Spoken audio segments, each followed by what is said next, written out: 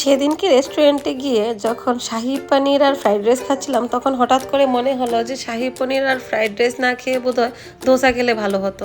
তো আবার আমরা চলে গেলাম রেস্টুরেন্টে ধোসা খাওয়ার জন্য। তো আমরা রেস্টুরেন্টে গিয়ে ধোসা খাওয়ার পাশাপাশি আর কি করেছিলাম সেগুলোই আপনাদের সাথে শেয়ার করছি। So hello everyone, welcome to my another mini blog. আমরা কিন্তু রেস্টুরেন্টে খাওয়ার জন্য সেই একই রেস্টুরেন্ট অর্থাৎ দয়াহরির মিঠাইতে গিয়েছিলাম।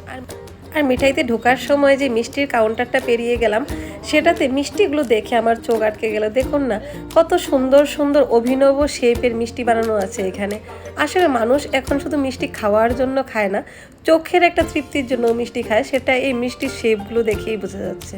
যদিও দিদি আসার আগে খানিকটা সময় আমার ওখানটায় ওয়েট করতে হয়েছিল, কিন্তু ওয়েট করতে লাগলেও এখন তেমন একটা অসুবিধা হয় না। কারণ হলো এখন মার্কেট একেবারে জমজমাট। কামান চৌমুনিতে যখন আমি দাঁড়িয়েছিলাম তখন আশেপাশের দোকানগুলোতে দেখুন কীভাবে একদম মালপত্রের টইটম্বুর হয়ে আছে, সবাই নিজের মালপত্র সাজিয়ে বসে আছে আর ক্রেতারও অভাব নেই।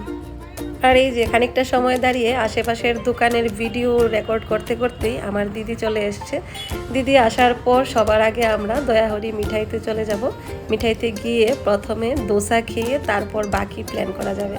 তো সেই জন্য সবার আগে আমরা মিঠাইতে ঢুকে পড়েছি। আর যেহেতু আমরা যখন ওইখানটায় গিয়েছিলাম তখন একদম দুপুরের শেষটা বা বিকাল বলা চলে, তো তখন রেস্টুরেন্টে তেমন ভিড় থাকে না, একদম সবটাই ফাঁকা। তাই আমরা আগের দিন যেই টেবিলটায় বসেছিলাম ঠিক সেই একই টেবিলে আবার বসে পড়লাম। বসে তো চিন্তা ভাবনার কোনো বিষয় নেই, প্রথমেই যেহেতু কি খাবো সেটা চিন্তা ভাবনা করা আছে, তাই গিয়েই সবার আগে আমাদের জন্য দোসা অর্ডার করে দিলাম।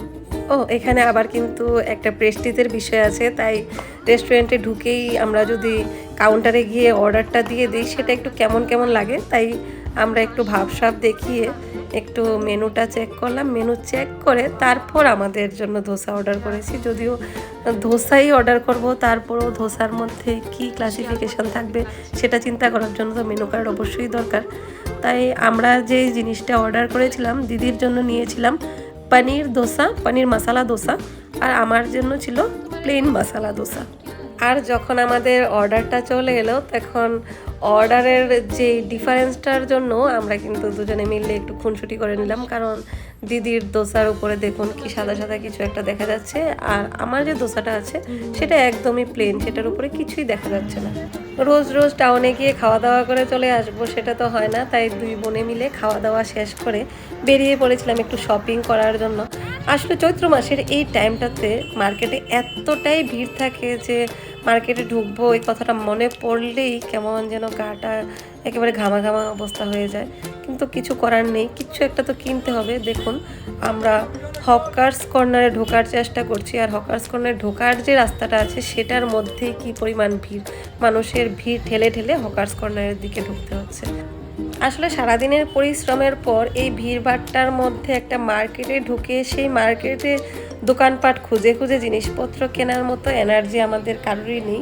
সেজন্য আমরা সবসময় যে দোকানটা থেকে, সবসময় না একদম ছোটোবেলার থেকে যে দোকান থেকে ড্রেস কিনি সেই দোকানেই সরাসরি চলে গেছি। আর সেখানে যাওয়ার পেছনে আমাদের উদ্দেশ্য ছিল আমরা দুজন নিজেদের জন্য সালোয়ার কামিজ কিনবো। তো আমাদের যে দোকানটা থেকে আমরা ড্রেস কিনি সেখান থেকে সালোয়ার কামিজ নেওয়ার পর একটু ভাবলাম যে মার্কেটটা একটু ঘুরে দেখি, কিন্তু মার্কেট ঘুরে দেখতে গিয়ে দেখি এত ভিড়, বাবারে বাবা, ঘুরে দেখা আমাদের পক্ষে সম্ভব নয়।